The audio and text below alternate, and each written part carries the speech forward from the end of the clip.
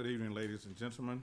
The hour has arrived for us to open up our June 3rd, 2021 Board of Supervisors meeting for the County of Surrey, Virginia. And first item on the agenda is our invocation. Do we have Ms. Joan Brown present? If not, she's not here. Let us pray. Heavenly Father, we come humbly before your throne of mercy and grace, seeking divine guidance and direction. We ask that your spirit of cooperation and unity would rest in this place. We ask, Lord, that all things that we do be for your glory and your honor. We ask that you would continue to lead us and bless us and keep us in your care. Continue to bless and keep a county called Surrey, and we'll forever give your name the praise. In Jesus' name I pray. Amen. Amen. At this time, we do call the meeting to order, and we do observe a moment of silence.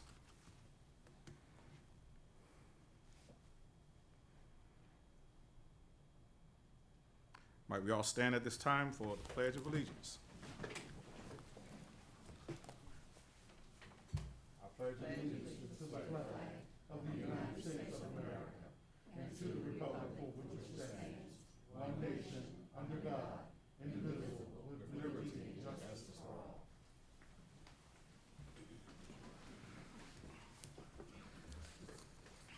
Fellow board members, you have before you the working agenda for our meeting on tonight. Are there any questions on the agenda?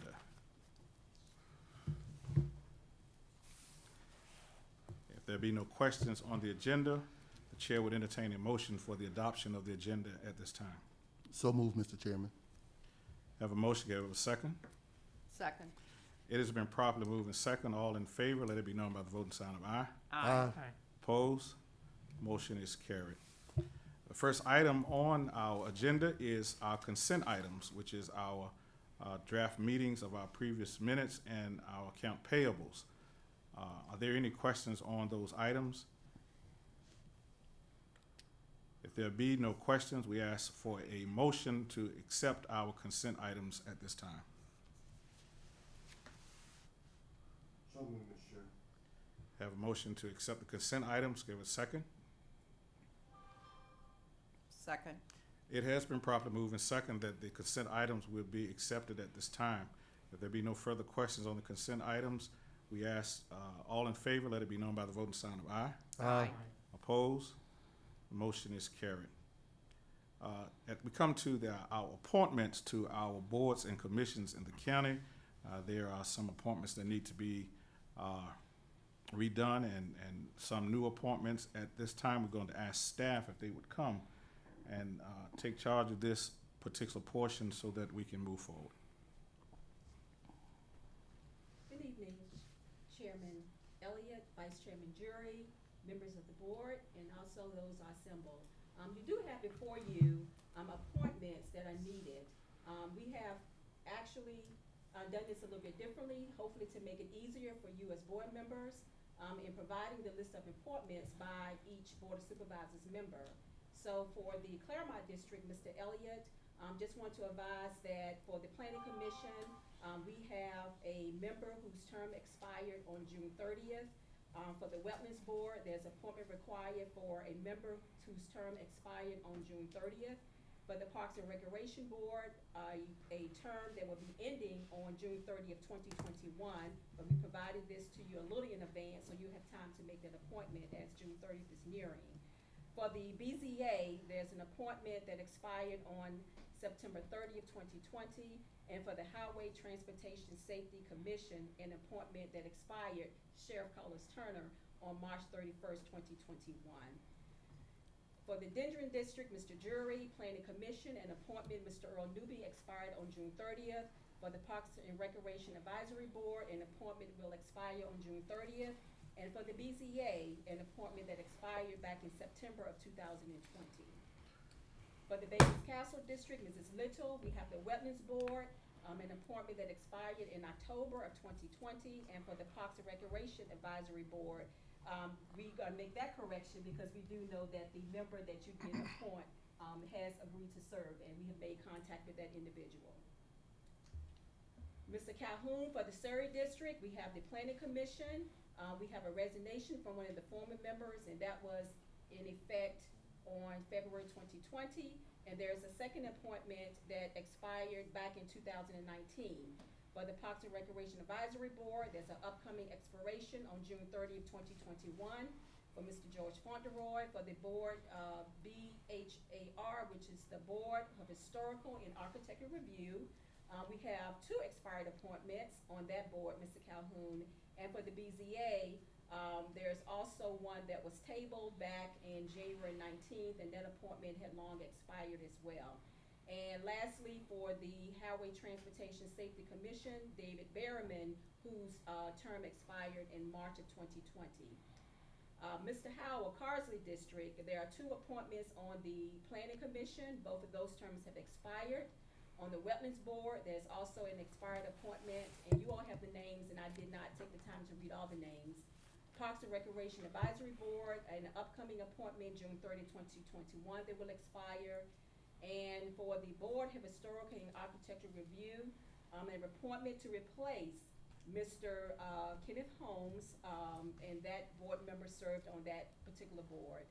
And for the BZA, we have an appointment that expired back in May of this year. And for the Highway Transportation Safety Commission, Mr. Bertha Thomas' appointment expired back in March. The County Attorney Board members have advised us that for members of the Economic Development Authority, that the board is not required by law to appoint these members by district, although we understand that this has been traditionally the practice of the Board of Supervisors. We do have two appointments on the EDA, Ronna Howard Jr., who of course was an at-large member, and then Ms. Jennifer Gordon resigned. So there's two appointments that need to be filled on the EDA. You do have also in your package, and I shared with you in previous correspondence, one individual who was interested in serving on the EDA. You do have that name that was sent to you, and along with that person's credentials. Also, we shared with you the application that we had indicated for our citizens who are interested in serving on various boards and commissions to be able to fill out an application process. This is something that was recommended by the previous administration, and I shared with you board members that I will bring forth that application to you for your consideration. If all well is with that application, we will go ahead and post it on our website, but we do think that it's a great avenue for citizens to understand what is involved in those various boards and commissions, and also to be able to share the information with you board members so that you know that you have a list of citizens who are willing to serve in Surrey County on those various boards and commissions. Thank you, Mr. Chair. Thank you, Ms. Rollins, for giving us that briefing on boards that need to be filled. I can speak from the Claremont District that the Planning Commission, Mr. William Seward IV, has agreed to continue to serve a new term. Also on the Wetland Boards, Mr. Gyron Wooden Sr. has agreed to continue his service on another term. Parks and Rec, Ms. Linda Clayton, I spoke with her, she agrees to another term. Also, Mr. Roger Clayton Jr. on the Board of Zoning and Appeals. The only person on my list that I didn't get a chance to talk to is the sheriff, because I knew I was going to see him tonight. And I'm sure that he will agree to continue to serve on the Highway Trade and Safety Commission. So all of my appointments are willing to continue to serve in their current capacity. So Claremont is on the ball. What about Denver, Mr. Drury? You want to go on and make a motion for that? I think we're going to do them all at one time. That'll be fine, but we've done that before and they got mixed up. So I'm fine with that, but in the Dendron District, the only person I could get in touch with was Earl Newby, and he's willing to serve again. I do concur. Let me back up, because if everyone has not gotten all of their positions filled, then we may need to just do a motion on what we do have, since we don't have everybody on each position. So thank you, Mr. Drury. Board members, as I stated before, Mr. Sheriff Turner, you agreed to serve as well? So on my appointments for Planning Commission, Wetlands, and Park and Rec, and Zoning and Appeals, and Highway Traffic Safety, could we get a motion to accept these appointments for our boards and commissions of the county in the District of Claremont? I'll make that motion. Have a motion, could we get a second? Second the motion. Been properly moved and second, all in favor, let it be known by the voting sign of aye. Aye. The motion is carried. All right, Mr. Drury. I'd like to appoint Earl Newby for a new term on the Planning Commission. I guess I can be in form of a motion. We make a motion, is that a motion, Mr. Drury? Yes. Would have a second motion for Mr. Earl Newby on the planning commission? Second. Properly moved and second, all in favor, let it be known by the voting sign of aye. Aye. Motion is carried, there's none opposed. Ms. Little, Bacon's Castle District? Yes, I have, one, Ms. Vaughn, I have not been able to contact her. And for Park and Rec, I have Mr. Joseph Bethay to be, to serve on the Park and Rec Advisory Board, and he has agreed to do that. Okay. We have a motion from Mrs. Little. Is that a motion, Ms. Little? That is. A motion for Mr. Joseph Bethay to serve on the Parks and Recreation Advisory Board. Do we get a second? Second. All in favor, let it be known by the voting sign of aye. Aye. Opposed? Motion is carried. Surrey District, Mr. Calhoun. Yes, for the planning commission, in place of Courtney Lisley, I'd like to bring in Diane Cheek. Spoke with Mr. Stephen Berryman, he will accept an additional term. For Parks and Recreation, Mr. Fauntleroy will accept an additional term. VHAR, Catherine Walls will accept an additional term. I do not have the second person selected yet. For the BZA, Chris Anderson, will, I guess, go for the next term as well. And for the for the Highway Traffic Safety Commission, I would like to request Harold Jones. That's a motion. A motion from Mr. Calhoun to appoint positions in his district. New positions will be Diane Cheek in place of, was that Courtney Lisley? And Mr. Harold Jones on Highway Traffic Safety Commission. Have a motion, could I have a second? Second. Been properly moved and second, all in favor, let it be known by the voting sign of aye. Opposed? Motion is carried. Mr. Howell, College District. Okay, so for me, Mr. Garen Wooden Jr., he's going to continue to serve on the planning commission. Mr. Kevin Monahan has voiced that he would like to get off of the planning commission, so I have reached out to a replacement for him, but they have not confirmed yet. As far as the park, I'm going to reach out to Mr. Urban Jones to see if he will continue to serve. Same thing for Mr. Monahan on the Wetlands Board. And I will need to reach out to the rest of my members here that I see to see if they will continue to serve. I've not been able to get in touch with them. Okay, so we have Mr. Garen Wooden for Planning Commission. Yes. And what other, was there any other one? Oh, and I will replace, if it's okay with the board, I will replace Mr. Holmes on the Board of Historical Architectural Review. Is that a motion? Yes, sir. Could we get a second on the motion? Second. Been properly moved and second, all in favor, let it be known by the voting sign of aye. Aye. Opposed? Motion is carried. We will carry over the other appointments until our next meeting so that we can have those filled. We do have an appointment for our EDA board. And we have one who has submitted the application, and that is, I'm trying to find his information. The person of Mr. Howard I Godfrey. forgot. Yes. He's submitted his application, and we have his resume before the board. Could we get are there any questions on the application? If there are none, can we get a motion to accept Mr. Godfrey on the EDA? Mr. Chairman, so moved. Could we get a second? Second. It has been properly moved and second that Mr. Howard Godfrey would become a member of the EDA board. I believe he's serving at large. Could we get All in favor, let it be known by the vote and sign of aye. Aye. Opposed? Motion is carried. I think that covers our appointments. Am I correct, Mrs. Rollins? It does, Mr. Chairman. If I can ask the board just to give us a recommendation on that final application, then that would conclude that area of the agenda. Thank you.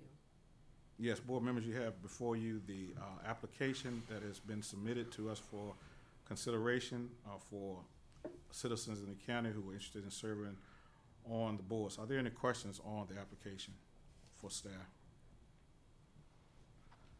If there be no questions, could we get a motion to approve and accept the application? Mr. Chairman, so moved. Give it a second. Second. It has been properly moved and second. If there be no other further questions, all in favor, let it be known by the vote and sign of aye. Aye. Opposed?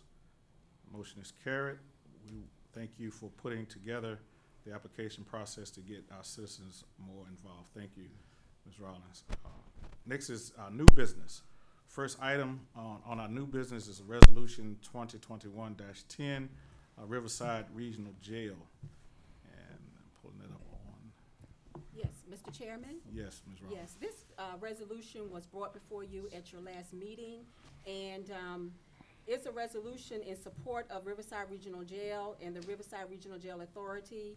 I would like, again, Mr. Chairman, if I can ask that this item be tabled once again, and the reason being is I sent a update to you all advising that I would like legal counsel at some point to update the board on the current situation with the Riverside Regional Jail. So until that time happens, I prefer the resolution to be tabled until you all can get that briefing from legal counsel.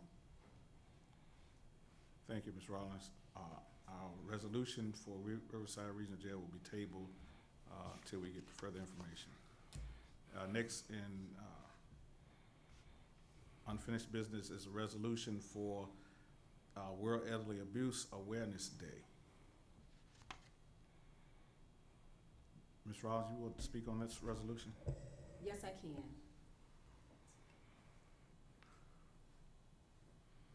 Yes, this is a resolution that was brought to us in support of World Elder Abuse Awareness Day. It is June 15th, 2021. That is the date that this particular awareness day has been designated.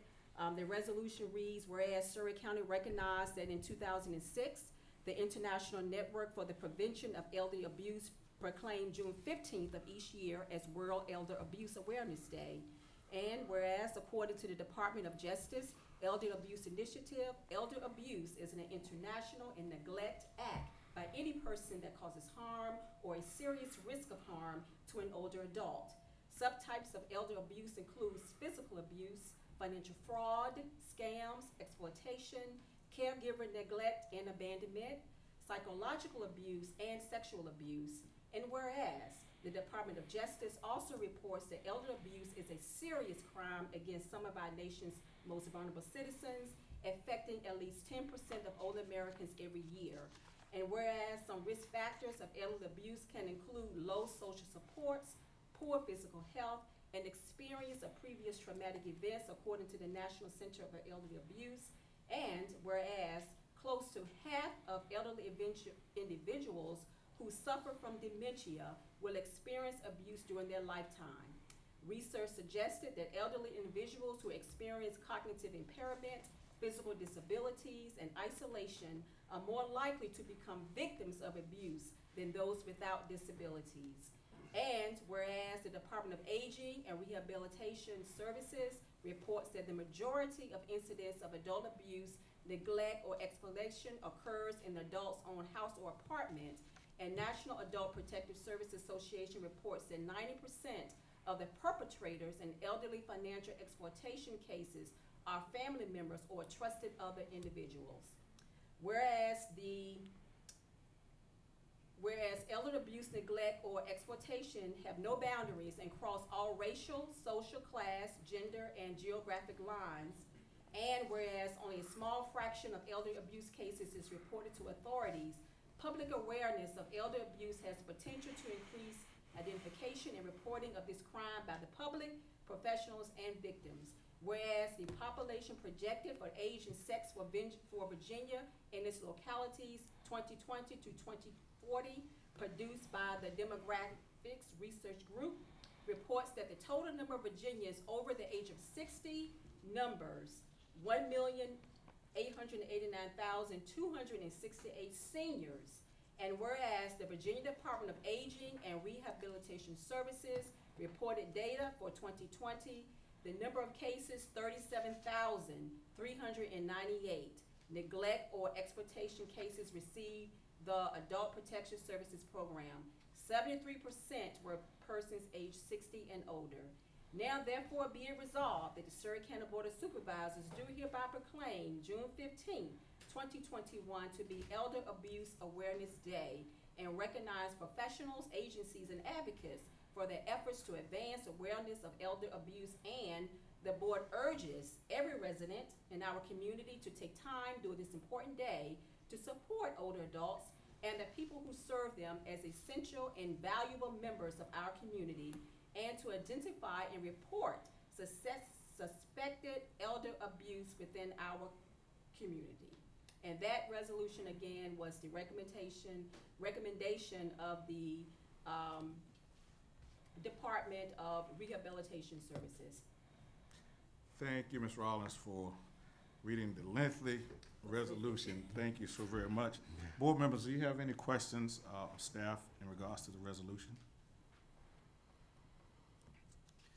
If there be no questions, the chair will entertain a motion to approve the resolution at this time. So moved. Have a motion, give it a second. Second. It has been properly moved and second that the board would approve the World Elder Abuse Awareness Resolution. All in favor, let it be known by the voting sign of aye. Aye. Opposed? Motion is carried. The next item is a new business, old business, unfinished business, the Bay Disposal Contract Review. Yes, Mr. Chairman, again, this item was brought to your attention at a previous meeting and is bringing back before you tonight as unfinished business so the board can have dialogue as to whether or not they want to continue this contract as is with Bay Disposal.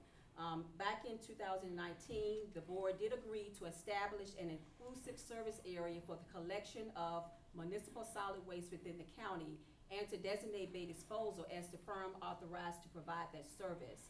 An ordinance was adopted establishing the entire county, excluding our towns, as the exclusive zone for the collection of residential waste. The current contract with Bay Disposal automatically renewed on July 1, 2020, and since that time, is the intent for the county to renegotiate that contract prior to automatically renewing for another year, July 1st, 2021. And again, it gives us opportunity to have those further discussions that we have had with Bay Disposal, and to also offer you as board members further dialogue. I have provided you with information during our budget process as to the cost of solid waste collection in the county, and it is not cheap, and it's not just Surrey County, it's all over. But from Bay Disposal, underneath the current agreement, staff is responsible for the roll-off waste collection of disposal. Currently, Bay Disposal serves about 38 of our county businesses. Of approximately 10 of these businesses have been added since the contract was awarded back in 2018. Now, during the May meeting, Mr. Chairman, I believe you asked as to whether or not any residents had any concerns, experienced any concerns with this service. We had one citizen who spoke, who had indicated that they thought that they should be provided the service, that they were not provided that service by Bay Disposal. The method determined at this time as pertains to customer feedback from Bay Disposal, of course, is relying on any feedback that we have received from them or our solid waste and recycling department, and both have indicated they have not received any other residential complaints. I did again provide some information that showed you the total solid waste costs over the past several fiscal years, and you can see that this information is trending upward.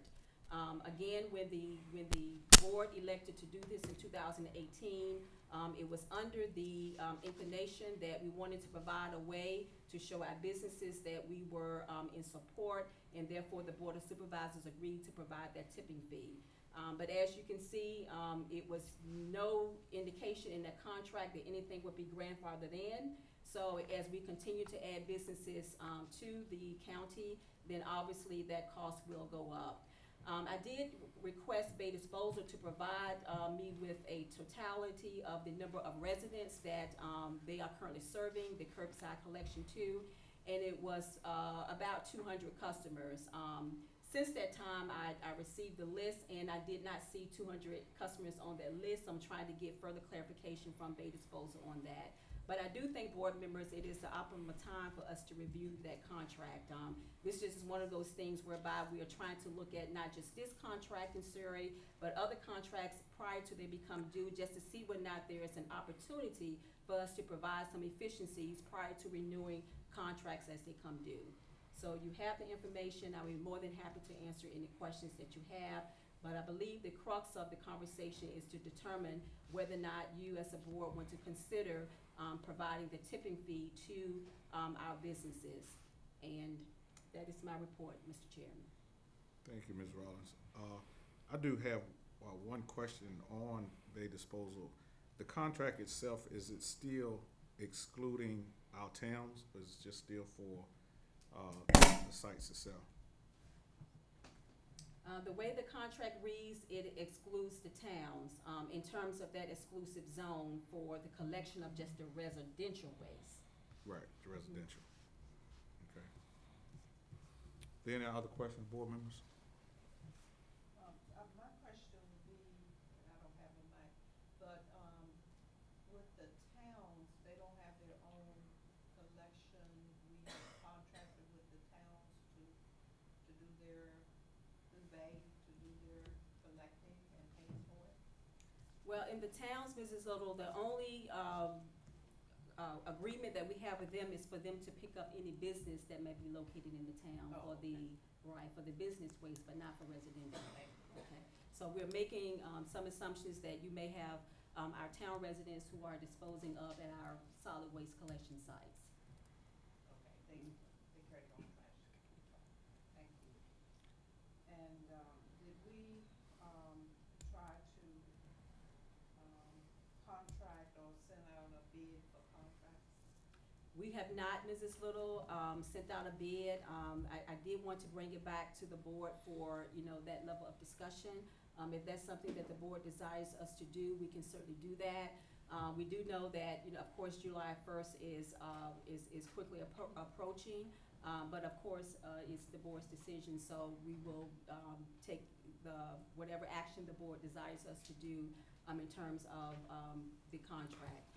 In terms of, again, the residential side, the Bay Disposal, of course, had indicated they were servicing about 200 of our residents in Surrey County. So in the event that the board does decide to hypothetically not renew it, then we would, of course, have to find some other contractor through the bid process to see whether or not they will be willing to put in a bid. The only the only company that I'm familiar with that does this other service is Container First, and I believe they were part of the bid process when we did this back in 2018. I believe we're at a point now where we have to renew the contract, but is it possible? And I guess it goes back to my question I was asking before about the towns. Is it possible, you say they're servicing 200 residents in the county. Is it possible to see if they would include, maybe look at a price they would have for each customer to service residents throughout the county, just to see what it would be as far as if any particular resident would like to have the curbside service? Mr. Chairman, in the information, let me give you just a little bit more information as far as the cost that our citizens are paying now for that service.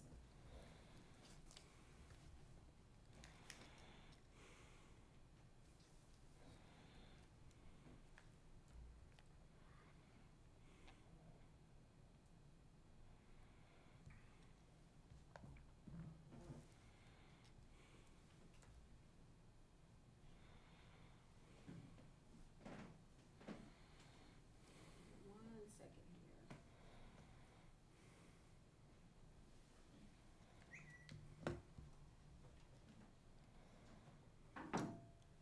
looking at the PowerPoint that was sent to you, board members, it had indicated in that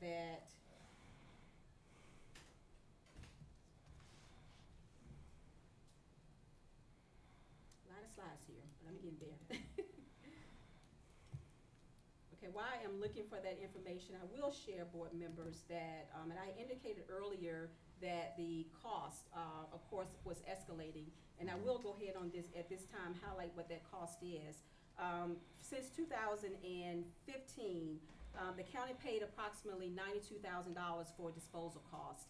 In 2016, $95,000. In 2017, $93,000. In 2018, $112,000. 2019, $116,000. 2020, $155,000. And we project that cost to be in 2020-21 approximately $180,000. And of course, there are some savings that are realized from equipment maintenance, from not having to use the front end loading equipment. Since we're not doing that, we're only using the roll-off. So there is some cost savings, but again, I just wanted to share the escalating cost of us providing that service. Ms. Rollins, these disposal costs that are increasing every year, and is that an estimate or is that something from Bay Disposal? I know that I would assume that the fiscal years that have passed should be actual costs, correct? All of those are actual costs. The only one that is projected is the fiscal year 2021, in which we're in, at the estimated cost of $180,000. And I'm sure that is includes costs that we have paid up to date, probably for the month of April. I understand. I guess my concern is if we have declining population and less people using the facilities, is Bay's disposal cost increasing that much? Mr. Calhoun, I don't think it really works that way. I just think it's in terms of the amount of trash that's been disposed of at our sites. And you know, certainly even though population, as you stated, may be declined, the cost per tonnage has not increased dramatically. It has increased some, but not dramatically. A part of this cost may be contributed to, at some point, the cost that we're paying right now to Atlantic Waste is about $26 per ton. At some point, because our site that's located in Ventura is close to Pine Heights, where in Smithfield, there has been times when we had to make the decision to transport that trash to that site. And unfortunately, that cost is $43 a ton.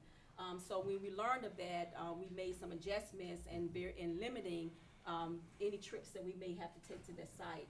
I can tell you that, for an example, when we do that, and speaking with Mr. Slade, when the month of April rolls around, we do those special cleanups, and also during holidays. So we get to a point where we have holidays where we're not open and it's very few, and those dumpsters fill up fairly quickly. So rather than waiting 2 or 3 days later for staff to come back, and then it's just in Atlantic Waste and Waverly is closed on the holidays, then we have to take that trash to get it out of our sites to that site, which we are paying a higher cost. So we recognize that as well. It's just crazy when I look at these numbers that from 2017, they increased dramatically over the next 4 years. I was just kind of curious what caused that increase. Yes, and I'm sure there has been some rate increase, Mr. Calhoun. I don't know what they have been in those older years, but I know at one point we was paying $25 a ton, and now it's $26, $24 per ton, if that is the correct amount. Mm-hmm. But $1 a ton with an increase of $35,000, that's an awful lot of paper and plastic and whatever. Okay. It is a lot of debris, and we, of course, you know, take a lot of items in addition to just household waste. And again, the only thing that we are recycling is scrap metal. And that brings me to another point. This week, as a matter of fact, we had discussions with the Hampton Road Planning District Commission And one of the things that they're trying to do is to try to come up with a regional approach to recycling. Now, I know that in Surrey County, if I'm remembering correctly, there's one point where we did have a recycling program. And this is something that I guess is just coming to my attention to be able to vet with staff as to how we want to make sure that we have more recyclables that are going to the recycling place as opposed to being transported to the landfill. But again, this is a regional conversation. Everybody is having that same identical problem where recyclables is not as huge as it used to be. So again, I'm sure that, you know, we do have a lot of recyclables that are being disposed of at our landfills. But again, that conversation just happened this week with my CEO meeting with the Hampton Roads group. Mr. Chair and County Administrator, we've talked a lot here, and we've, of course, had this information in the budget. Can we clarify precisely what we're being asked to do this evening? Yes, you're being asked to, Mr. Jury and board members, to consider whether or not you want to continue the service to the businesses in terms of having bay disposal to pick up the municipal waste and take that to our landfill. And one of the reasons why we have not yet concluded on the contract, because if you, the board members, want to make that change, then we can be able to take that back and do the negotiations of that contract with them. I can tell you that this is something that was done in Surrey County, but there is no other jurisdiction that we can find that actually does this. Even Bay Disposal is saying that we're being very generous. And I do not want to have this conversation is to say that we're not being business friendly, but I just wanted to add that statement because I recall back during that time, that was a discussion to be able to show our business community that we were supporting them in business efforts. But just based on the costs and efficiencies and the fact that it was a good time to take a look at this contract, we want to be able to have the board to make the decision if that's something that you all want to continue to do based on the cost and based on the information that I provided as to whether or not you want to continue to have this part of the contract negotiations. Mr. Chair, if I could ask a question, what is the amount we're talking about? What is the tipping fee for the 38 businesses? The cost per ton or totality, Mr. Jury? Totality. Okay.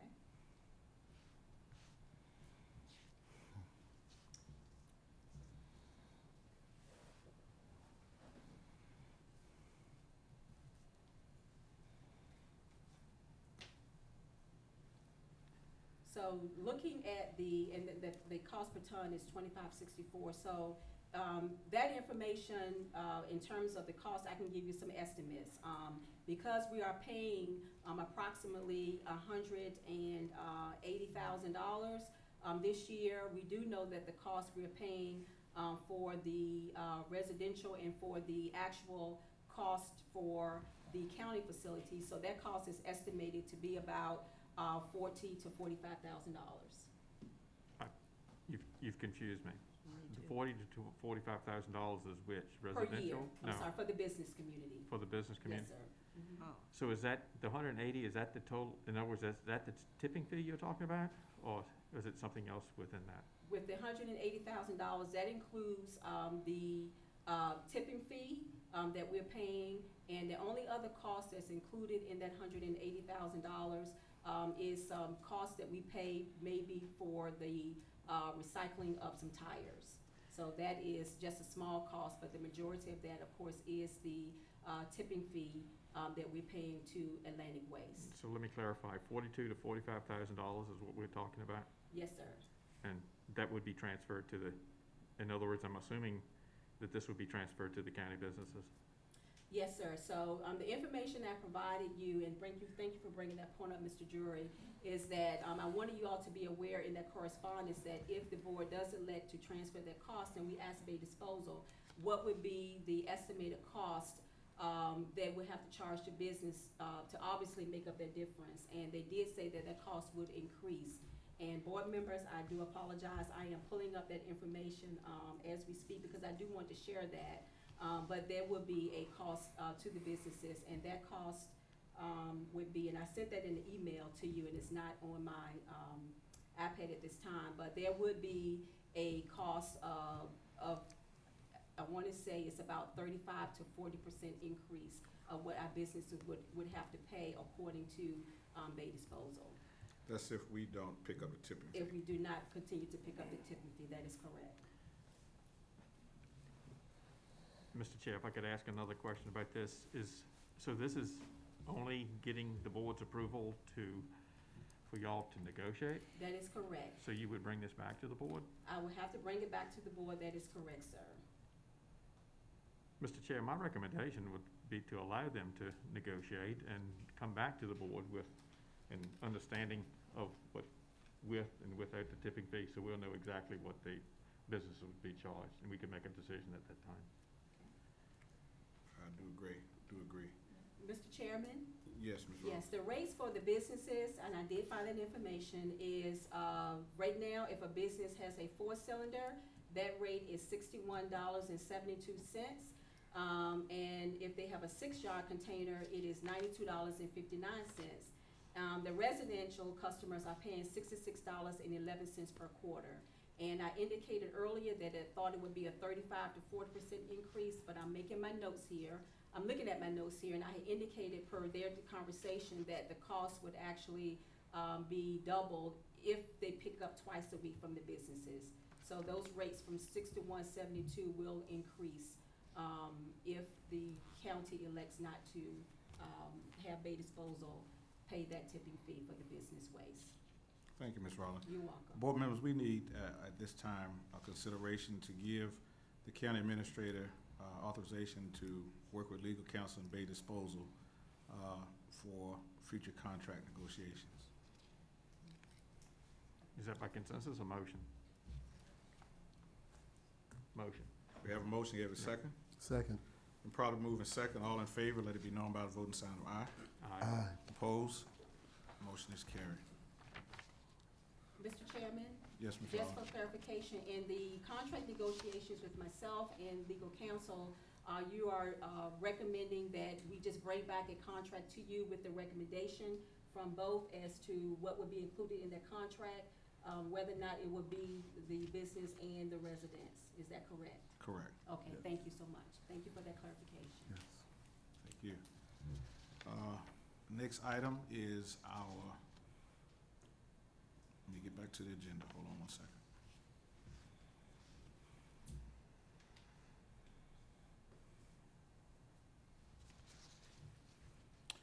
Is our public hearing on our 6-year secondary road improvement plan, resolution 2021-14. We have representation from VDOT here to speak on that tonight. It is, Mr. Chairman. We do have Ms. Frances Bailey, who will give the staff report, and then we have Mr. Christopher Carroll from VDOT, who is here to assist in that presentation. Thank you. Thank you.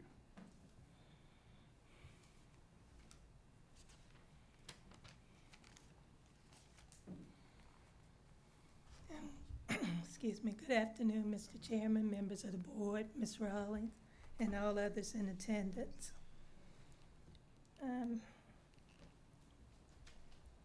At this time, I would like to briefly give an overview of the county's current 6-year secondary road improvement plan, which will encompass fiscal years 2022 through 2027.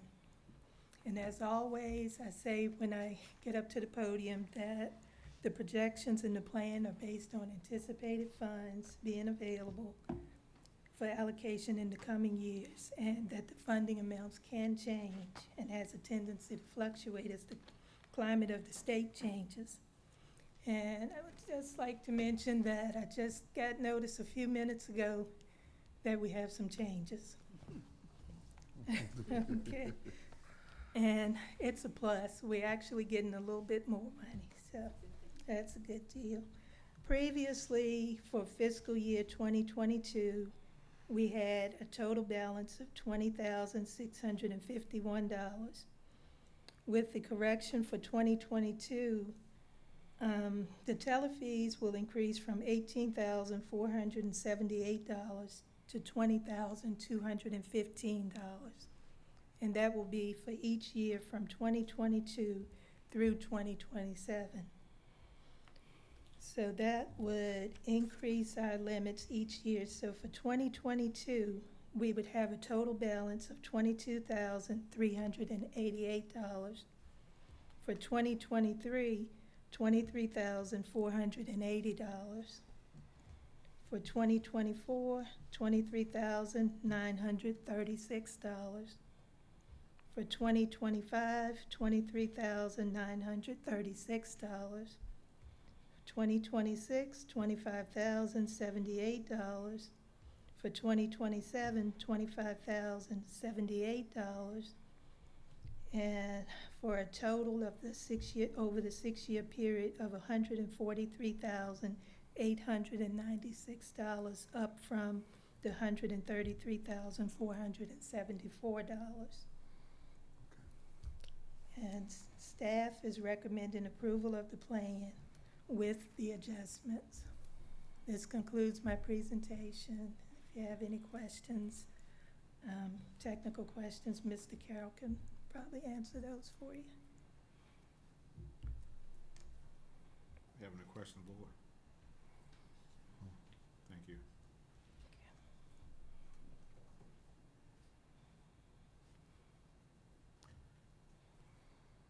At this time, we will open up a public hearing in regards to our 6-year secondary road plan.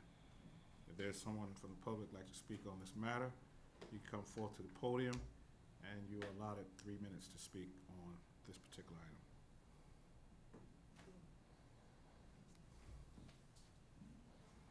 State your name and your district.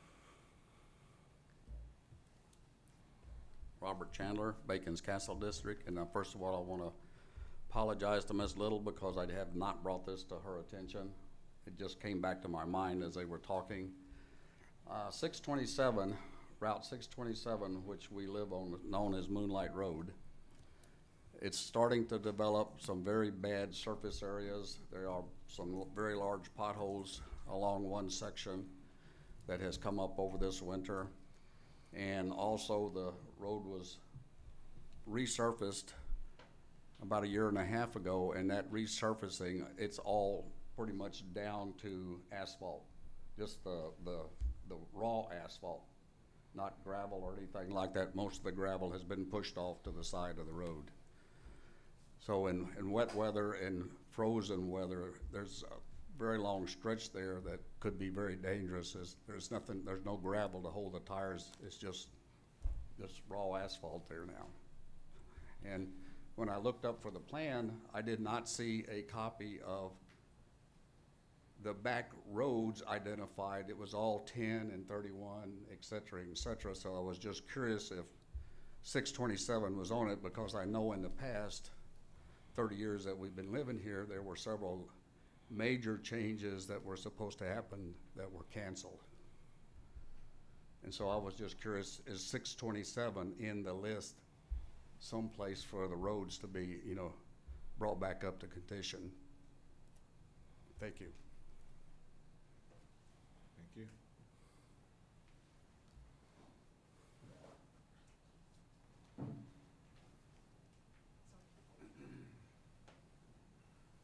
Diane Cheek, Surrey District. I looked at the package and I don't know what the 6-year plan is that you're voting on. It's not clear from the information that was given, just like Bob asked about what is the 6-year plan. If it's what's in the package, I don't see how anybody can really make a comment on it. So maybe somebody could give us a little more information about what the 6-year plan is. Mr. Carroll, would you like to elaborate on the 6-year plan, sir? Thank you, sir.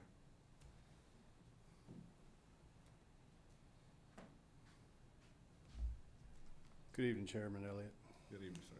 Vice Chairman Drury, other distinguished members of the board. I heard the questions about the 6-year plan. If you've been accustomed to the 6-year plan, it used to be a robust plan for secondary paving and secondary construction. The last major project that we completed in Surrey was Route 626, which was, $1 million+ project. And then we started doing Smart Scale, which allowed the localities to apply for road projects in their, in their area. which went through a scoring system. At that time, the secondary 6-year plan really only includes telefees now, plus a small portion of district grant funding for unpaved roads. So the $20,215 that Francis was speaking of every year is telefee money. And then there's anywhere from $3,000 to $4,000 over the next 6 years for district grant unpaved roads. What we're asking the locality is the reference was Moonlight Road Project, which used to be on the secondary 6-year plan for Surrey County as their #1 priority. However, when we go to estimate that project, it has a estimate of $2.5 million. So at $140,000 over the next 6 years, the county will never get to fund that project. That project is going to have to go in a smart scale application or something of that nature. We will not be able to build the 626 projects with the secondary 6-year plan any longer, based on there's a new smart scale system which allows the localities up to 3 or 4 applications for scoring. And from that scoring system, then it looks at, it's different for rural versus urban, the scoring, but a lot of it's on safety, which we talked about that as I've been on Moonlight Road. I know exactly what he's talking about. Those areas have, it's called getting fat. It's where the emulsion comes to the top. It gets slick, especially when it rains, stuff of that nature. And we've gone back in and tried to surface treat over the fat areas previously about 1.5 years ago. And it just, as it gets warmer, it gets worse. That emulsion keeps coming to the top. But the plan itself, what we're going to do over the next year is trying to identify, I'm going to say bite-sized projects, sidewalk, pedestrian use projects, things that, have an estimate $50,000 to $100,000 that we can accomplish within the plan. The things that we've had in the plan have never gotten accomplished because we'll never get there. So that's where we're at today. I hope that answers the questions, and I'll certainly answer any additional ones if you may have. Mr. Chairman. Ms. Little? Yeah, Mr. Carl, I know that frustration. I know what Mr. Chandler is talking about, that road, as well as a whole lot of our secondary roads. And with the little $20-some thousand we're thankful for, but that goes nowhere. What is it that the county can start pursuing or doing to make sure that we can have some funds to work on these roads or at different, scale, on a different scale? Yeah, every 2 years, and we have the pre-application period coming up.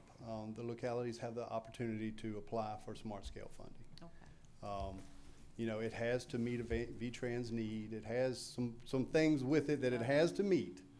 But based off of that, that's the opportunity to be scored and to be placed within, there's 2 sections. There's what they call statewide funding, where it's all across statewide. And then we also have district grant funding, where the projects are looked at locally within the district.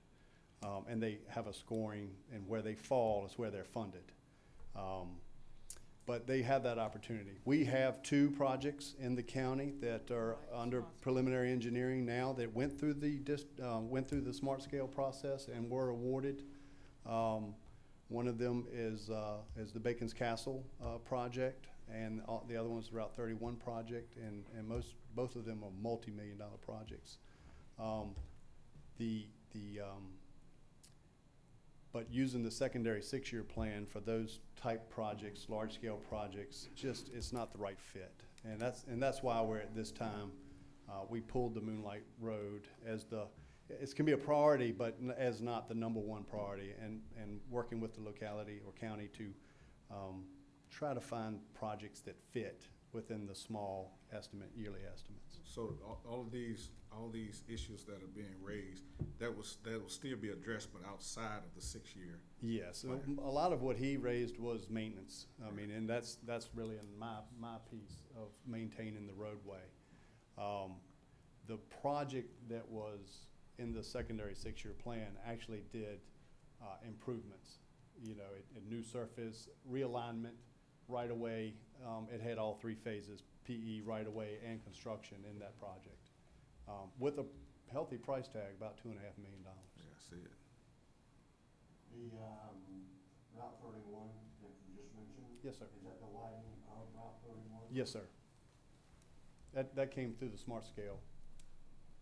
It was an application submitted by the locality. It scored well, especially for safety and pedestrian, and it was a CTB approved it for funding. Yes, sir. Mr. Carroll, excuse me, Mr. Chairman. Yes, Ms. Lloyd. It used to be a program where counties could set aside and have matching funds to come for highway safety. And there still is. There is. And that is an opportunity as well. It's called the Rev Share Program. Right. And it's a revenue share. It's a 50-50 match, or, 50% match. So, but that is the application process as well. You apply for Rev Share funding. What they do, they look at, it's a sort of a tiered, if it already has Rev Share funds, it goes into the tier 1. If it doesn't, if it's a new project, it's tier 2. And there's a limited amount of funding in that, but, they work it all the way through where they allocate the 100% of the funding every year. So it would be smart for us to seek all those avenues?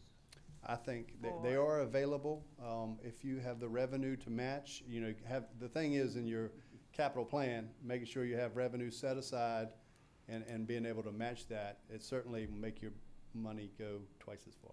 Right. Thank you. You're welcome. Thank you, Mr. Carroll. Thank you. Mr. Chair, I got one question. Mr. Drew. Can you explain telefee? I can. It is almost a tax Yeah. that goes to the state, and each locality receives, or we get taxes from each locality for those telefees across the state. And what has happened, that turns around through General Assembly, is that is reallocated into maintenance or into the roadway and transportation system. Yeah. And if I may explain, and you tell me if I'm incorrect, because I wanted the public to understand this, because I've been in the local government legal side long enough to see whether this was meaningful. Mm-hmm. And I believe the Virginia Code says you've got to have a 6-year plan, and you've got to approve it. But right now, it's pretty meaningless, if you understand me. In other words, your project's outside of it. It's certainly not as robust as it once was. You're No. correct. So, there it is. Used to have a purpose, now it doesn't. So, However, like I said, having the right projects, which they are smaller, but there's a lot of right fit projects that can be built understand. within the secondary 6-year plan. They're just not as meaningful, not as big, not as robust as they used to be. Right. I've seen the numbers, so, thanks. I just want the public Sure, to understand sure. that. Anything additional? Thank you. Thank you. We do open the public hearing back up to the public at this time. If there are any other remarks from the public. Mr. Chair, could I ask an additional question? Yes, sir.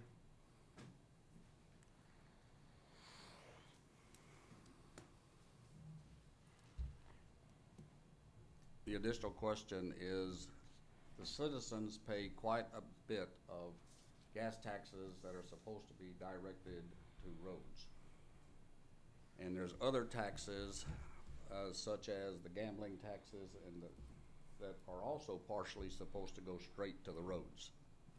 Is that not occurring anymore? Well, Mr. Chandler is not open up for question now. This is public hearing. My comment is, it doesn't appear that the taxes that we pay for gasoline, which are supposed to be directed to roads, and the taxes or the money, part of the money that people spend gambling, I don't do that, but also is supposed to be designated for roads. So it appears that that is not occurring if we are now allocated only $20,000 a year for secondary road repairs. And like you said, Ms. Little, filling those holes up now would cost that $20,000 just on one road. Thank you. Thank you, sir. Mr. Chairman, Mr. Carroll has a comment.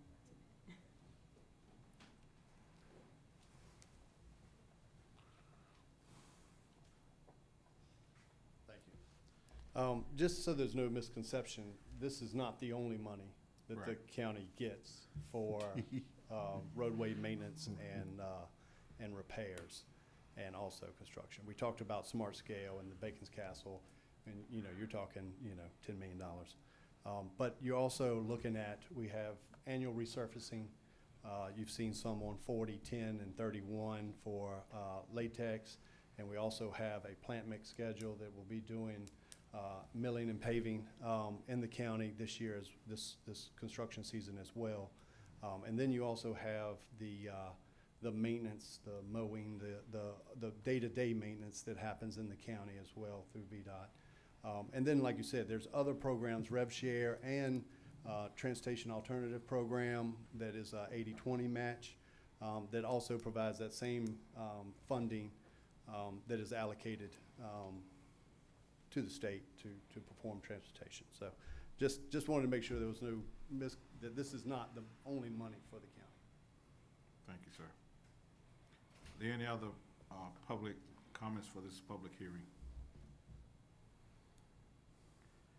If not, at this time, we will close the public hearing. Are there any comments from board members? Mr. Chairman, I would like for us to have staff look at all avenues for our secondary roads. Any funds out there that can be found, I would certainly like for our transportation, highway and transportation, Ms. Francis, and all to explore so that, our outdated roads, we can't help they're outdated, they are, and we aren't the only county that have them. But we do need to do all we can do to make sure that we get some of our secondary roads fixed so that they won't be falling apart every year. Because then we're just, Mr. Carl, I guess, just throwing money away, perhaps. But prayerfully, we can fix some of the problems that are on 617. Is it 617? 627? Okay, sometimes I get these wrong numbers confused. But it is a project, and I know we have a lot of projects in Surrey, but transportation is a safety issue, very important, and so I want us to look at all avenues and gather in as much money as we can for Surrey for our secondary roads. Please. Thank you, Ms. Little. Mr. Chairman. Yes, Mr. Drury, Mr. Calhoun. I'm not sure if anything can be done, but the widening Route 31, I know that's an expensive task that's going on. I live right on that road, and I don't know if any consideration can be given to maybe reallocate those funds and not widen that road. I don't know, because people pass cars at 80 miles an hour plus on silent lines and things like that. To me, you're just gonna open up a faster track from Ferry down up to the town of Surrey. I think that money could be used elsewhere. Adding 10 feet, Thank you, Mr. Calhoun. Board members, we have before us a 6-year secondary road improvement plan for our review and approval. Could we get a motion on the 6-year plan at this time? So moved. Have a motion on the floor. Could I get a second? Second. Properly moved and second. If there be no further questions, all in favor, let it be known by the voting sign of aye. Aye. Opposed? Motion is carried. The next item on our agenda is, give me 1 minute, I'm going back and forth on my device.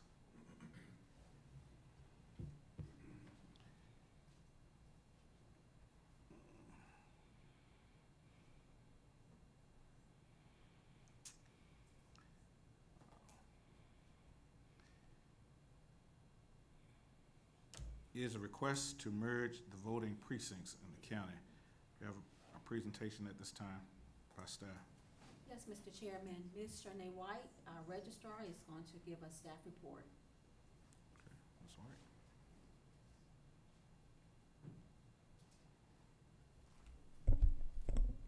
Good afternoon, board and members and citizens. My name is Shanae White. I am the registrar for Surrey County, and I am before you today requesting that we merge the Dendron District precincts and the Claremont District precincts.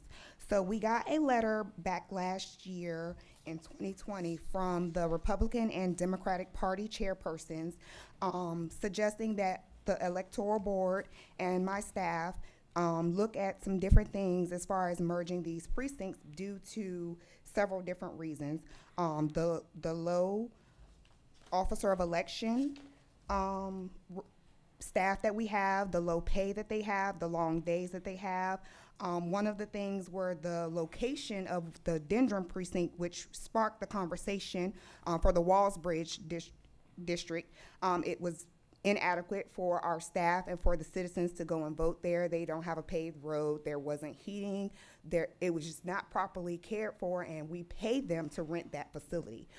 So that was one of the reasons why that was requested, and that's what brought along the conversation. And so when we were having the conversation to merge the Dendron, we realized that we also have 2 precincts within one district in the Claremont district.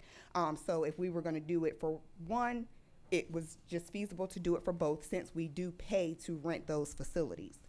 So it was the recommendation of the chairpersons from both parties, and then it was brought to the board, who also agreed with the recommendations that we do need to merge these precincts. It was the recommendation from our office that we utilize the buildings that the county own as the polling locations for those districts.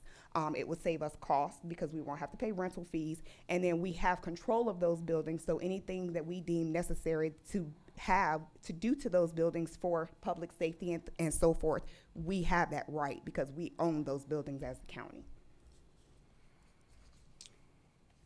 And that concludes my presentation. Thank you, Ms. White. At this time, we open up the public hearing on the matter of the merger of the polling precincts. It is Dendron and Wallsbridge and Claremont and Spring Grove. At this time, if you would like to speak on this matter, you can come to the podium, state your name and your district. You have 3 minutes to speak on it.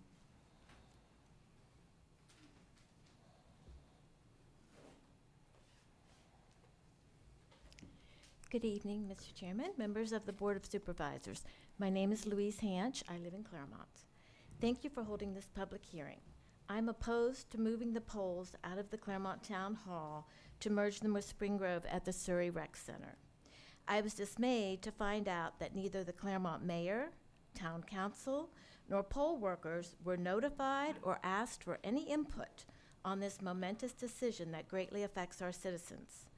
I happened to notice the very tiny announcement that was placed in the Sussex Surrey Dispatch, and I notified others about this. Claremont has historically had a very high voter participation rate, higher than the national average. That may be because our polling location in Claremont Town Hall is convenient and fully accessible. We always have enough local residents who volunteer to man the polls there. Many citizens can currently walk to the polls to cast their votes. It would be a huge disservice to the people in the Claremont district to move their polling location all the way to the rec center in Surrey, which is 12.1 miles away from where they have always voted, and I fear that it will affect the turnout in the future. Thank you for your time. Thank you.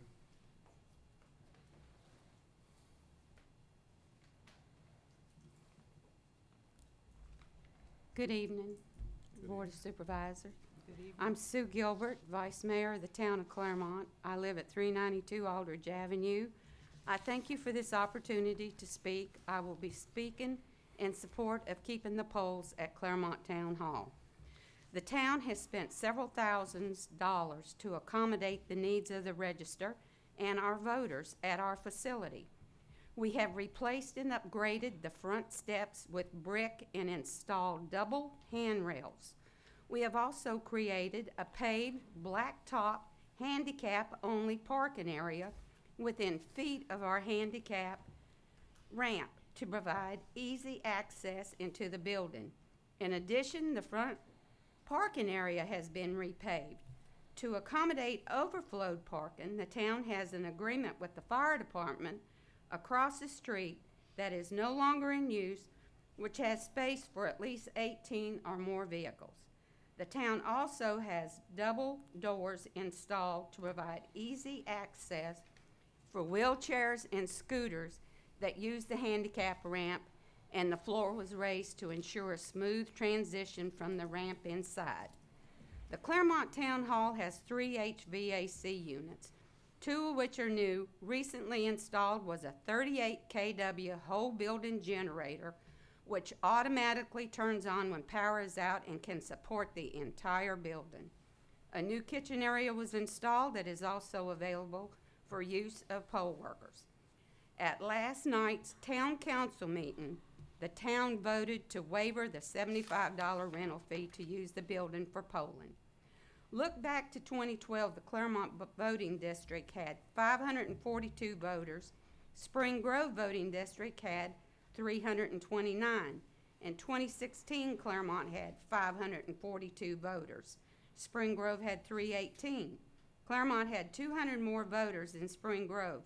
According to statistics, except for primaries, Claremont boasts a minimum of 60% of registered voters participating in a number far higher than the national average. That statistic is sure to be lowered if the polling location is moved. We propose that Spring Grove voting district share a polling location with Claremont voting district at the Claremont Town Hall, as we can accommodate the extra voters. Our building was at one time a school with wide halls, large auditorium, where voting is set up to accommodate a large number of voters. Many of our citizens walk, ride golf carts, and bike to the polls held at the town hall. Most citizens who work out of town in Hopewell, Petersburg, Chesterfield, and Richmond are able to fit in their voting and their schedule thanks to the closeness of this location. As President Joe Biden said in a statement on Saturday, May 29th, 2021, in the 21st century, we should be making it easier, not harder, for every eligible voter to vote. Thank you for your time. Thank you, Ms. Gilbert.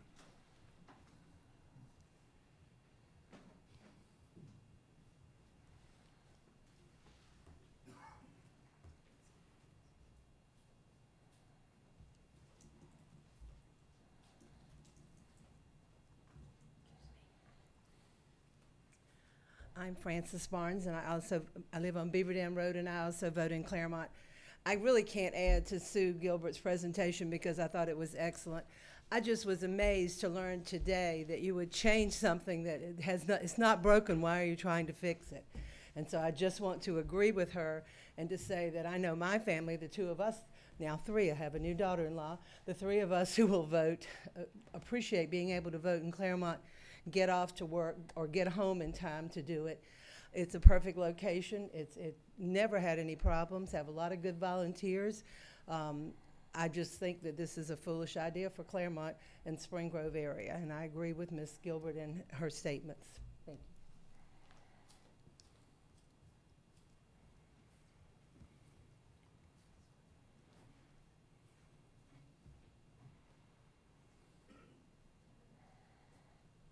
Diane Cheek, Surrey District. I would like to say I think that you should consider the voters, and decisions that are made should make it where it's easier to vote, not harder. So that's my input.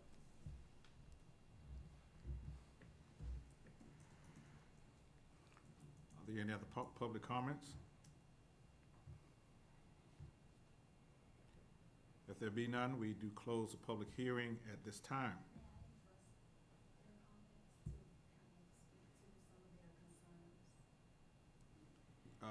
Yes, Ms. White, you can come back.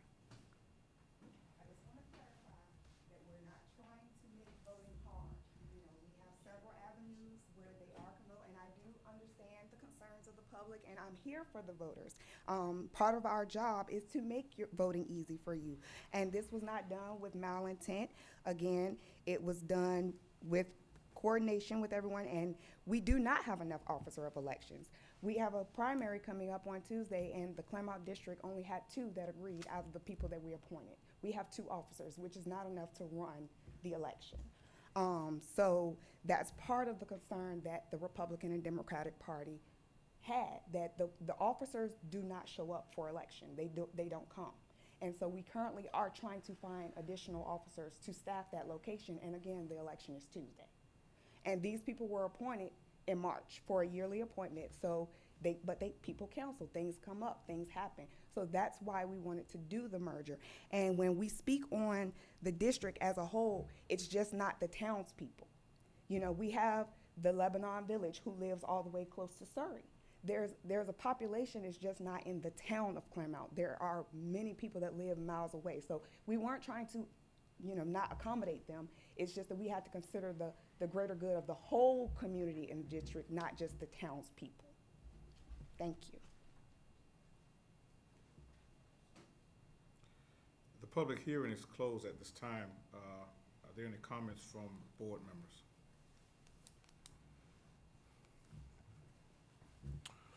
Mr. Chair, I do have a question. I appreciate everybody's comments from the registrar and the citizens. But I am a little befuddled, if I may. I see in our board package that what brought this about was the Dendron location and the problems with the Dendron location. And I'm just trying to seek some clarity with if we, and I guess what I understand is that Dendron was trying to merge 2 districts, so we wanted to merge 2 districts in the Claremont and Spring Grove district. But maybe we should take a look at the problem at hand. I think the problem at hand is the Dendron in the Walls Bridge area. And I understand that the officers of election, and I understand the registrar speaking of the primary on Tuesday and having 2, but the concern is that the letter that I have in my packet reads about the greater concern in Dendron and Walls Bridge. And so I just want to get an understanding of, or know if there's anybody who can, from the Dendron and Walls Bridge district, or talk to our board representative to maybe speak to that so that I can get some better understanding. Yeah, Mr. Drury may want to speak to that, but I do see from the letter from the electoral board as well that the problem came up with the facility at Running Mead, not having the heating and air or a paid parking lot, and the need to merge there into the Dendron office. Mr. Drury, like to speak on that? No? Yes. You know, I remember when the polling place seriously was at Walls Bridge in by a 4x4 building, I think. But anyway, when I first got elected, as I said, the Dendron district was in the Baptist Church there in Dendron, and then of course you had the polling at Walls Bridge. Since the county purchased the post office in Dendron, we've got a good place, heated, and kitchen. It's very convenient, and so Runnymede has got issues, and in talking to citizens in the past, because this issue has come up, and even talked today, they do not have I haven't come across anyone. So yes, you're correct. The issue is in the Dendron district with Runnymede and not having adequate facilities there, restroom facilities, anything. So I would ask that we split this. In fact, I don't mind making a motion right at this moment, if there's no other discussion, to merge the Dendron district. Right now, I would not be in support of merging the Claremont district. I would agree with that. Mr. Drury, Mr. Howard spoken, Mr. Calhoun, and Ms. Little, you have comments? I agree with Mr. Drury. Over the years, the Dendron and Walls Bridge scenario I'm familiar with, and when that was done, it was done because of, again, helping the citizens to be able to reach their voting places. But based on what I'm looking at, and perhaps with the decrease in, well, it doesn't look like there was much of a decrease, that it was pretty much still the same. But if the citizens of Walls Bridge now are not satisfied with their, voting precinct, then I agree that we should combine if we can handle it at the Dendron site. And the Claremont site, I would encourage the Claremont community to support and come out, and because they're saying you don't have any workers, and you say you do. So that can be an issue for election day, I'm sure. But I'm willing to support the combination with Dendron and Wall Bridge, and let Claremont and Spring Grove remain the same. As long, give them another chance. Yeah. Is what I would say, to make sure that they have the coverage that they need. Thank you, Ms. Little. Ms. Cowan, you have any remarks?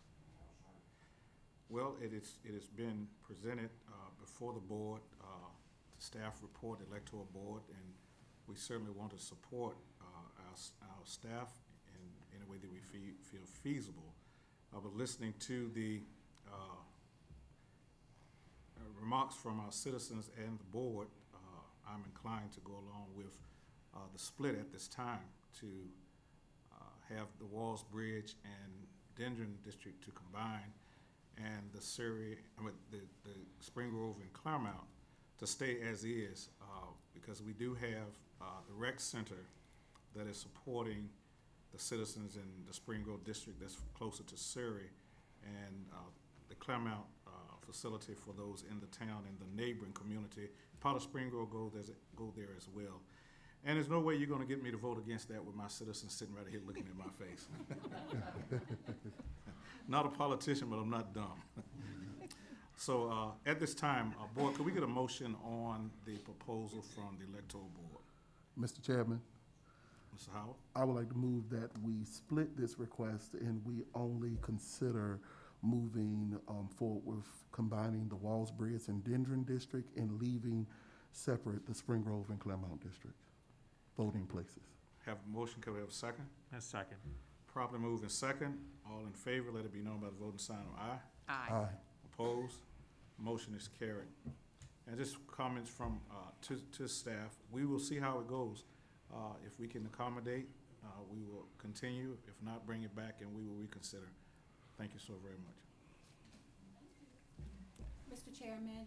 Yes. Yes, may I add that the current ordinance, and Ms. Powell is here to provide any additional comments, but the current ordinance for that indicates that the precinct for the Bacon's Castle District, as you all know, Mount Nebo Baptist Church once served as voting precinct, and when they had flooding, that we had to make an emergency change to have that at the Bacon's Castle Baptist Church. So with that stated, at some point we will have to bring back to the board, we believe, just to have that changed officially in the ordinance to say that that would be Bacon's Castle Baptist Church as opposed to Mount Nebo. Okay, we bring that back. Thank you. Okay. Thank you, Ms. Rollins. Next item on public hearing is electronic summons system from the Surrey County Sheriff's Department. Yes. And Sheriff Turner will give the staff report.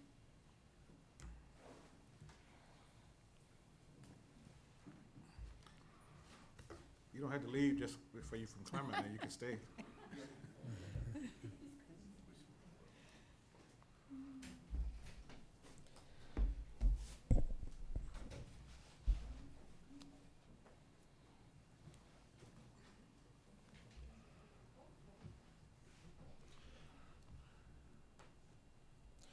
Chairman Elliott, Vice Chairman Drury, and members of the board, and Ms. Rollins, good evening. Before you is the ordinance that we are asking you to consider. The state code, the Virginia Code 17.1279.1, allows localities to adopt the ordinance where we can assess a $5 fee for electronic e-summoning. And we have the equipment that we're actually going to be installing into our patrol cars. And this fee will also help us maintain that equipment. It will also help us replacing the equipment in the future. So we're asking that you adopted this fee that actually already is in place. We just need the adoption by the board. Thank you, Sheriff. Turner? If there are no questions, could we open up public hearing on this matter at this time? The adoption of ordinance, I believe I have it right, 17-1-279. That's the state code. The state code. Our ordinance would be 6-3. Ordinance 6-3. Is that correct, Ms. Brown? Yes. Good evening, Mr. Chair, Vice Chair, members of the board. The ordinance that is before you doesn't actually have an ordinance number assigned to it yet. Okay. But the code sections that you would be amending would be adding section 6.6-3 in chapter 6, and I believe you'd be amending 12-6 in chapter 12 of the county ordinance. Thank you. We open up public hearing at this time on this matter for the adoption of the electronic fee summons. If there is anyone from the public that'd like to speak on this matter, you have 3 minutes. If you come and state your name and your jurisdiction.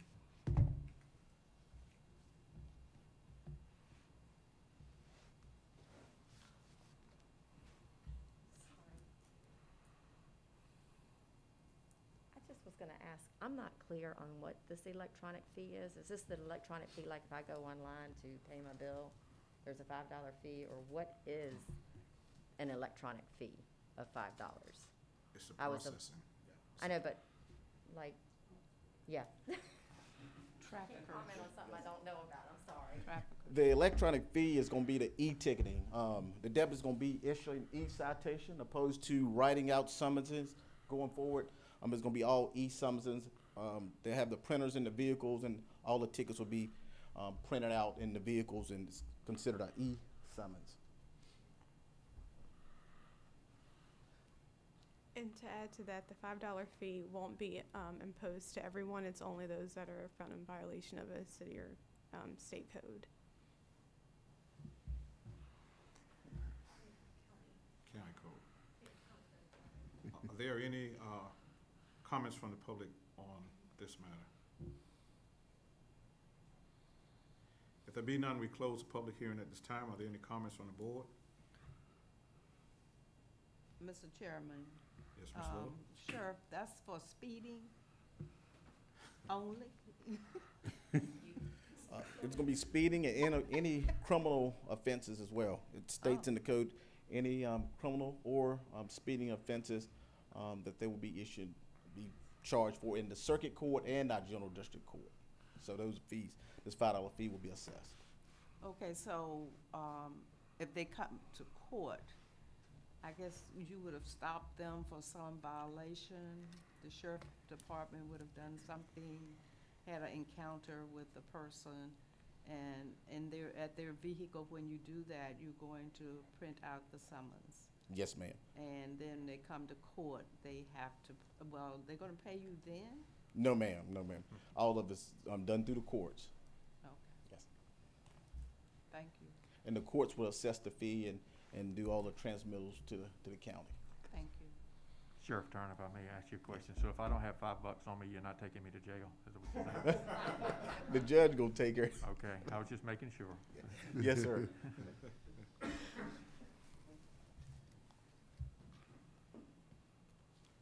Are there any other comments from the board? If there be no comments from the board, we entertain a motion for the adoption of the ordinance for electronic fee summons. So moved. Second. Probably moving second. All in favor, let it be known by the voting sign of aye. Aye. Opposed? Motion is carried. Thank you. At this time, we have our reports, our April 2021 investment letter. The Board members, you do have that in your packet. And item number 2 is the introduction of team member by Mr. David Harrison, Deputy County Administrator. Mr. Harrison. Mr. Harrison? Just this a little tall. Good evening, Chairman Elliott, members of the board, Mrs. Rollins, and everyone assembled. I am pleased to introduce our new Director of Planning and Community Development, Mr. Horace Wade III. Mr. Wade, could you please stand so everyone can put a face with the name? Mr. Wade comes to us from Prince George County, where he served as Planner 2 and was responsible for day-to-day planning and zoning operations and supported various boards and commissions, to include the Planning Commission and BZA. Mr. Wade comes to us with a wealth of experience and knowledge, as he has earned a Master of Urban and Regional Planning from Virginia Commonwealth University, is a member of the American Planners Association, and has recently obtained his certification from the American Institute of Certified Planners, which is the highest certification that a planner can receive. Mr. Wade has served various localities in the state of Virginia, to include Prince George County, Chesterfield County, and the city of Hopewell. I'm excited about Mr. Wade's future contributions to our Planning and Community Development Department, our boards and commissions, and our community overall.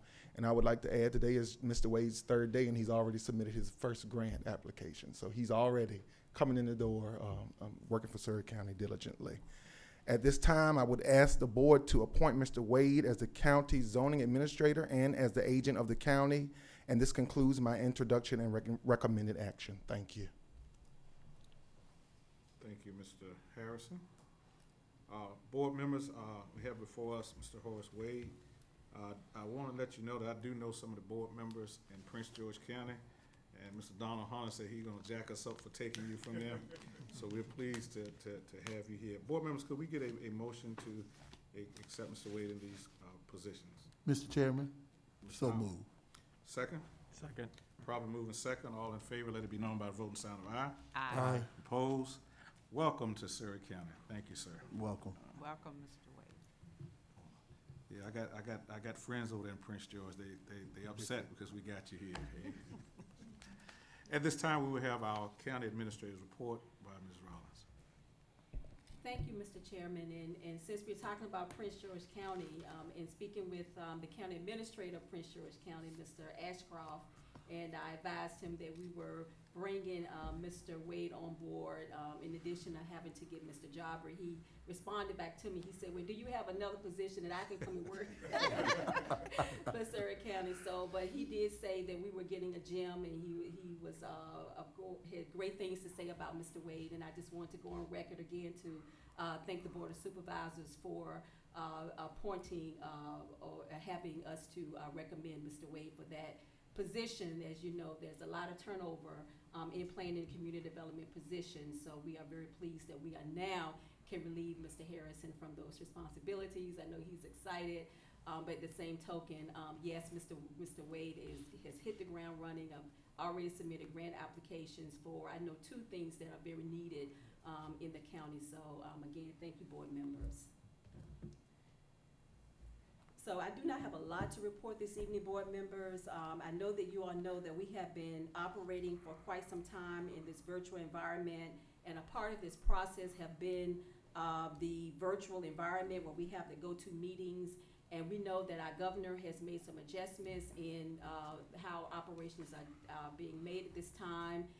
So I just want to inform the board and also the public that this is the last meeting that Mr. Brown is going to be introducing, of having the go-to meeting platform.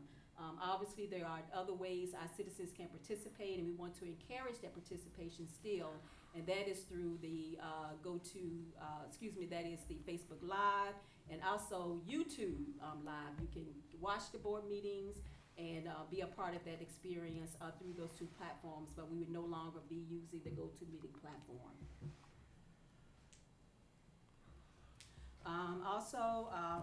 You all know that we have had several vaccination clinics in Surrey County. We know that we have had a very successful run with emergency management, Mr. Phelps and the team who have worked diligently in that effort for Surrey County citizens. That effort, of course, has run down. We have a very good percentage, and I do not have that percentage at this time. I think we spoke of it before, of the number of citizens in Surrey who have been fully vaccinated. But with that stated, I hope you all was able to see the headlines this week in the Sussex Surrey Dispatch, where we had the Hampton University mobile vaccine clinic at Surrey County Public Schools, and it indicated that we were the first county in the Crater Health District to be able to offer that vaccine to students. So we are very proud of those headlines. And in terms of, again, mentioning Prince George County, you all know that they answered our call center. And because we are winding down and we are letting them know that at this particular time we are sending our citizens through the vaccine finder because we're no longer scheduling clinics. If the board so agrees, I would very much like to send a letter to the Prince George County Board of Supervisors from U.S. board members to thank them for their assistance in answering calls for Surrey County citizens. The numbers that Mr. Ashcroft provided to me, 1,059 plus citizens that they took calls for during this pandemic since February. So I will be writing or drafting a letter on your behalf, thanking them for the valuable service they brought to Surrey County citizens.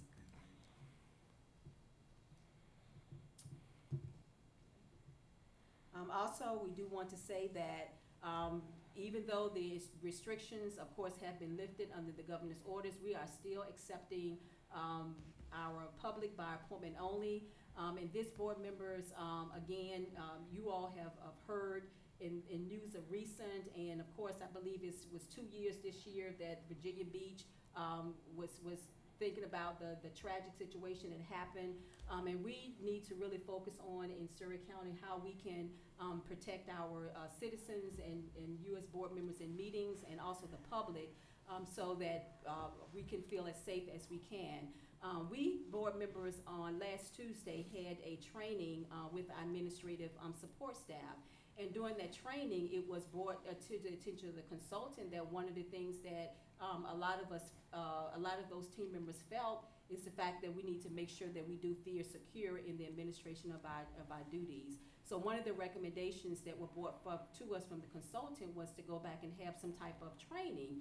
And I know that it's been several years, I believe, that we have had a training in the county, but we do have to think about in these times how we can make sure that as a body of employees that we are feeling safe as we carry out our duties. Chef Turner, are you still here? Oh, he's out? Okay. I was just going to ask him to maybe just give a few remarks in terms of, I know some of the things that he's talked about with his colleagues as far as what they're doing as pertains to building security. So he's going to check and see if Sir Turner available. But I did just want to let the board members know in the public while they're assembling on the call that we are still open by appointment only. We do know that the pandemic is going to cause us to shift and do a lot of things that we used to do still the same, and that is one of them that's serving us well. And we do have Ms. Gladys Fox, who has done a wonderful job. She sends us statistics about the number of individuals who are coming into this facility on a daily basis. So all of our county facilities, not just the government center. And board members, that concludes my report for this evening. Thank you, Ms. Rollins. I do concur. We do need to make sure that our facilities are safe. A lot of things are happening in our world today, and we need to do all we can to try to keep our personnel safe here in Surrey County. Thank you so much for your report. At this time, we open up the floor for public comments. Sheriff Turner's coming in. Sheriff, we were talking about the security and safety of our buildings in the county. I don't know if you wanted to elaborate any on that.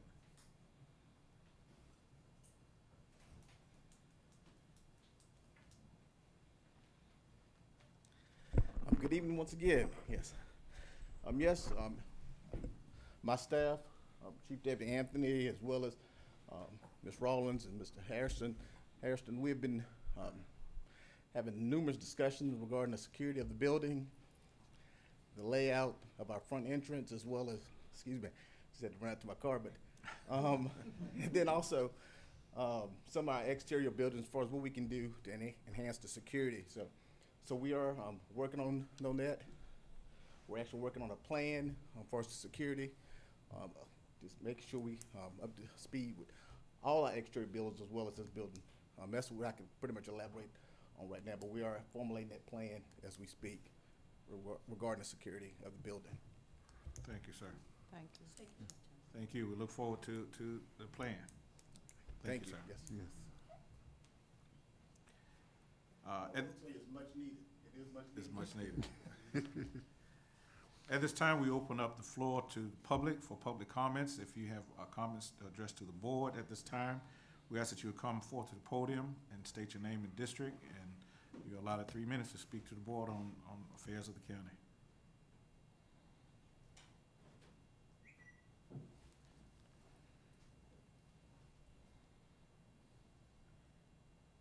Diane Cheek, Surrey District.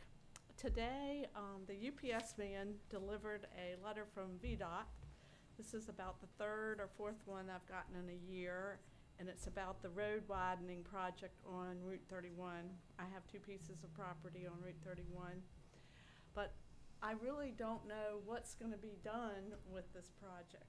And so my request is the county going to hold any kind of open house or some sort of information to the residents along that area so that we'll know what's going to happen to our properties on Route 31?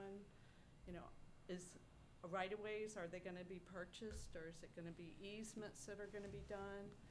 So I just know right now that VDOT is sending people to our properties to do some sort of surveying, but I really don't know what's going to be done. And I think that I'm probably speaking for most everyone on the road that has property. We haven't been informed.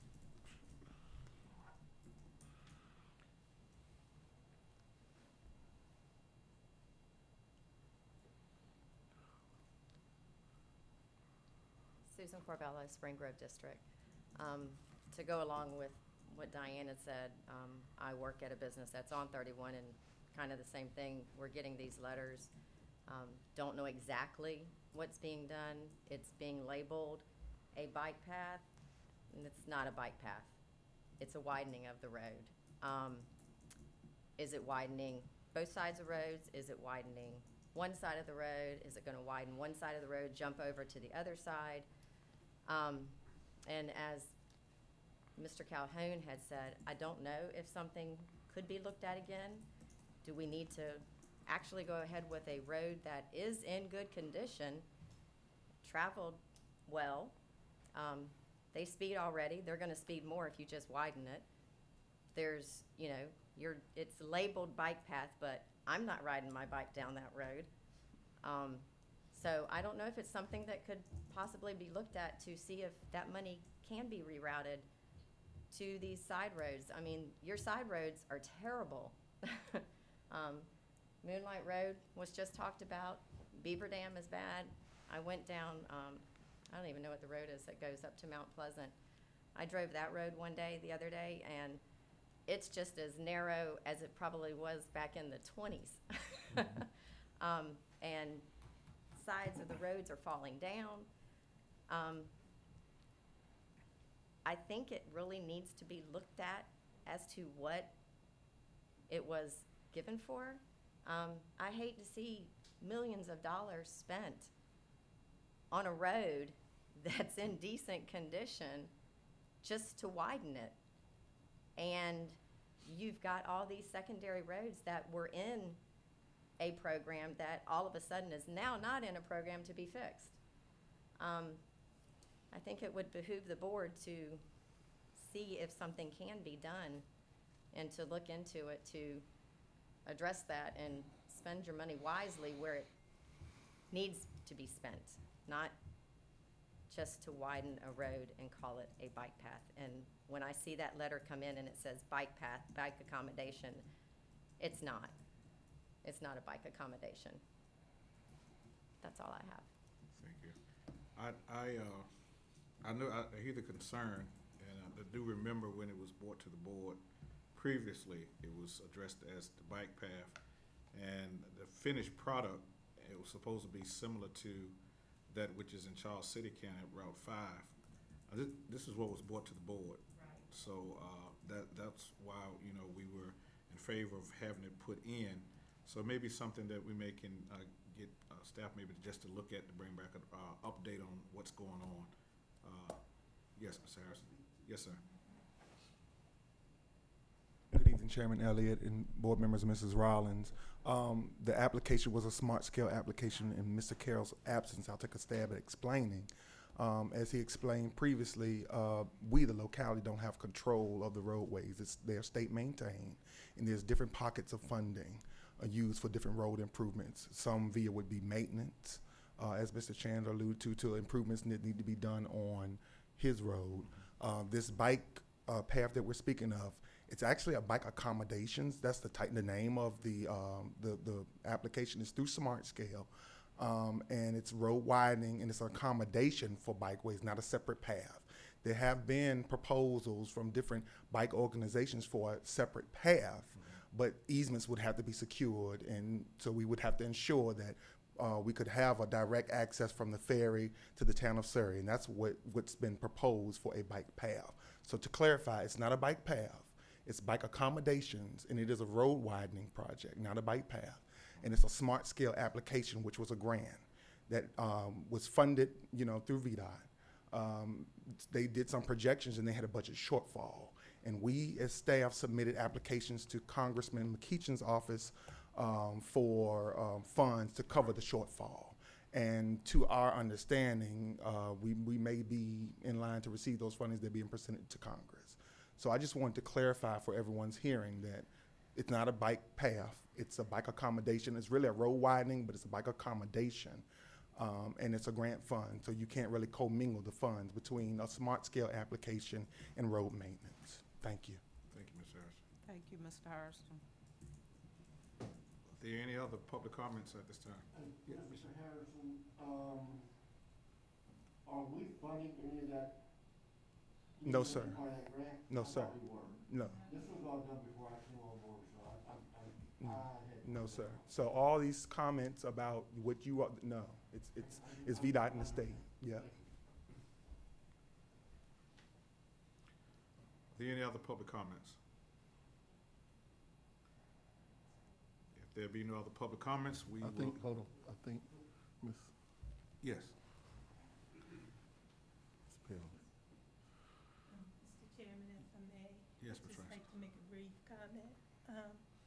I hear the comments being made about possibly looking at repurposing the funds, but if we don't use the funds for what the grant was originally written for, we stand a chance of losing that $9 million. And that's a lot of money to lose. So we can't just repurpose it for secondary roads or whatever. We have to use it for what it was programmed for. Thank you. If there be no other public comments, we do close public comments at this time, and we open the floor for board comments. Start with Ms. Little. We'll work our way down. Mr. Chairman, I would just like to say that we've had a great meeting tonight. I think a lot of information has been put out and questions have been answered, and we've been able to make some decisions that prayerfully is going to help us all. Thank you, Ms. Little. Thank you, Ms. Little. Mr. Drury? Just one brief comment.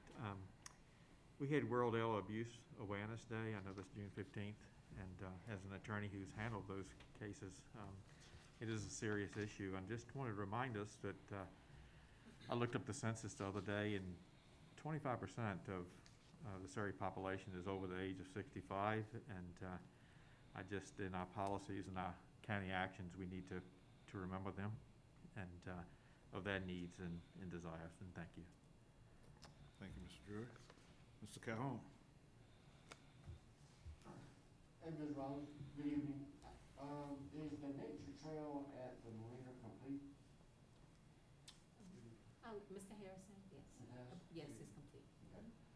And then the restrooms that are locked, have the code, how, are there instructions for people who may use that walkway to have access to those restrooms? To the bathhouse? Yes. I would have to probably get with the owners to give you a clear answer on that, and I will bounce back with a clear answer on that. Yes, Okay. yes.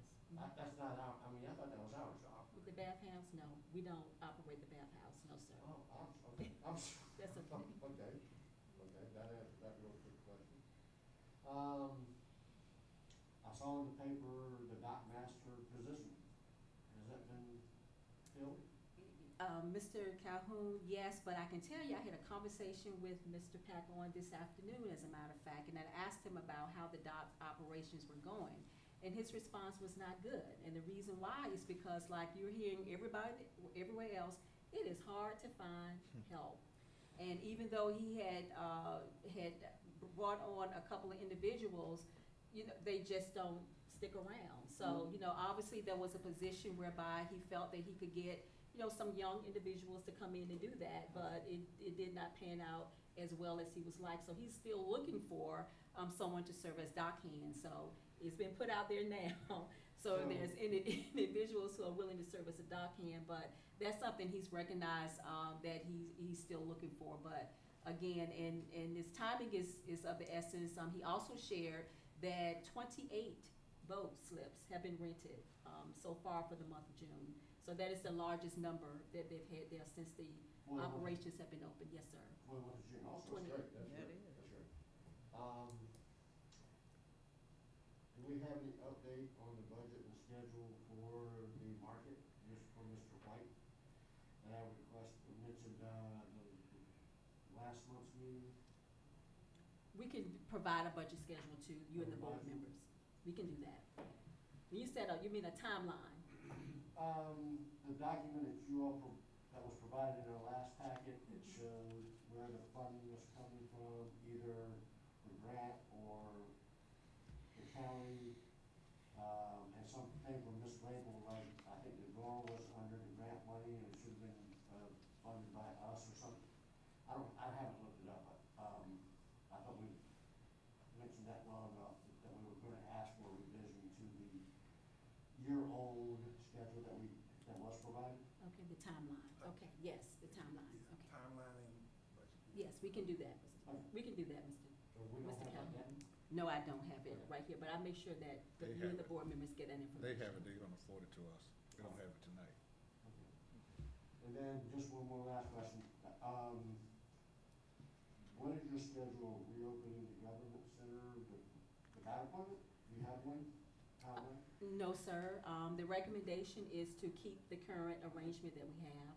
It is working out very well, Mr. Calhoun and board members, to do that, yeah. Okay, I'm just asking if Right. that's forever be lifted, like. Yes, to keep Back our to normal. appointments. Not yet. That's all I have. Thank you, Mr. Calhoun. Mr. Howard.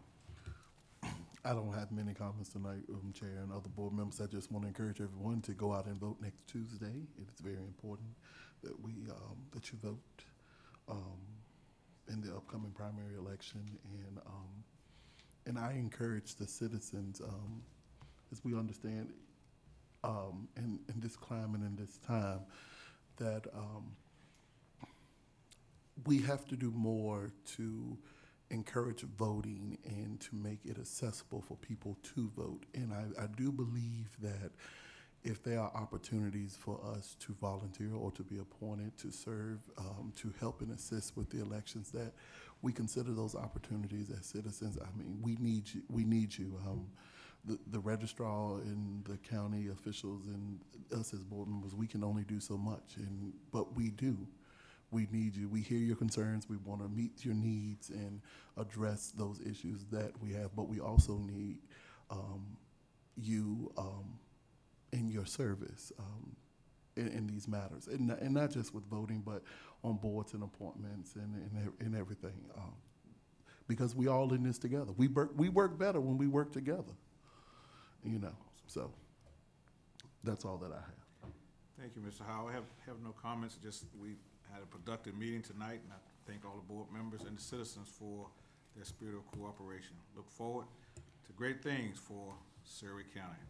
If there be no other business that draw our attention tonight, the chair will entertain a motion for adjournment. Mr. Chairman, Ms. I do Rollins? apologize, but there is one more item. Tonight, we were doing the platform in which we have citizens who are on our go-to meeting. It may be prudent for you to ask whether or not there were any citizen comments for those who are on Oh, thank you, Ms. the Rollins. virtual platform, sir. It totally slipped me since we had I get such it. a gathering Yes. here on tonight. We do have our go-to-meeting platform still up, so if there's anyone on our feed, if you would like to speak to the board tonight on any matters of the county, please state your name and your district, and you have 3 minutes to speak to us. Mr. Brown will let you in, if there's anyone.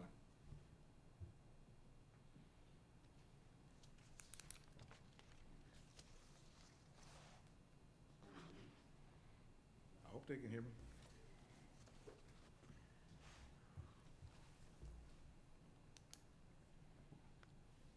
What it look like, Mr. Brown? Have one?